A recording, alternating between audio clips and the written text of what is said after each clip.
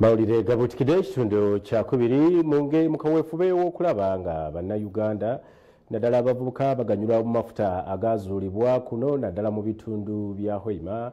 Kampuni ya Total eyanjudde enteekateeka okubangula abavubuka mu nsonga ez'enjawulo ez'amafuta 200,000. Enteekateeka eno bajanjulidde ku mukolo gubadde ku Sheraton Hotel wano mu Kampala.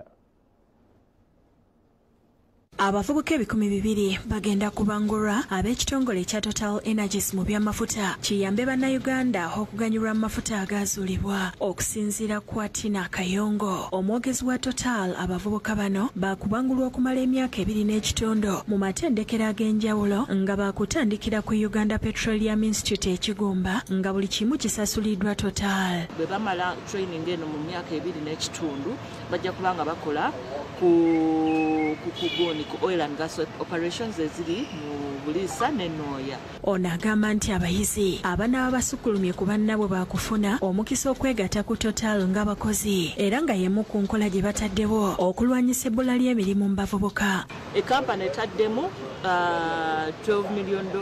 Oscar Muhumuza omu ku basomesa okuva ku Uganda Petroleum Institute ekigumba ategeeza nti bano baakubangulwa mu bintu eby'enjawulo omuli ebyobulamu mu mafuta ebikwata ku oil ne gaasi okukuuma obutonde bw'ensi n'ebirala. Kye tuyita common core ajja kwasoma kanda science yeetaagisa oluvannyuma lw'emyezi 6 abamu ku bavubuka abasunsuddwa okuganyulwa mu nteekateeka eno betwogedde nabo batubuulidde emitendera gye bayiseemu okutuuka wano era ne basiima Total. Nze basically background yange am a chemist by profession, so basically mbeera mu lab, so bwe nayitamu era I have to go to the lab. Sinyo okubeera nga ndi omu ku bakazi abatono abayingidde amafuta.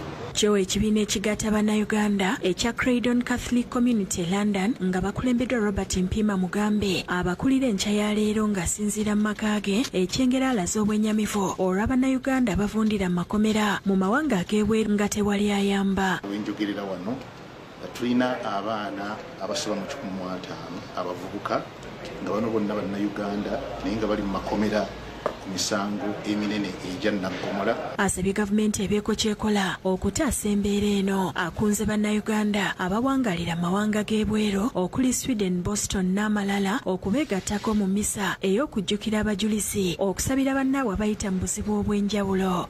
Ku St. Charles Catholic Church tunaamala okusinza emisa yaffe bw'eniggwa era tujja kugenda mu kibiitu kyaffe ate tufune ekijjulo ekyawamu mujje mwegatte ku bannayuganda abalala olabe booludde emyaka n'emyaka nga tubalabako oli ku mmere yeeka. Mpima alambuludde ebiruubirirwa eby'ekibiina kino n'omulama gwa misa negenda okulemberwa Bishop John Mary Kizito okuva e South Africa. Era nga mu kaseera kano tuli mu kaweefube ow'okugula ekizimbe ekyaffe ku bwaffe nga bannayuganda oba tugiyite community hall. Neebaza nnyo abantu ba Katonda bonna abasobodde okudduukirira omulango ogwo ogw'okugula amaka gaffe ku bwaffe. Asiimye Ssaabasumba Paul Ssemwogerere olw'okubadduukirira. Neebaza nnyo akakiiko akakulembera oba obukiiko obukulembera ekibiina kyaffe kino kya Uganda Craydon Catholic Community. Sophia Nalukenge yakusakidde eggulire lino.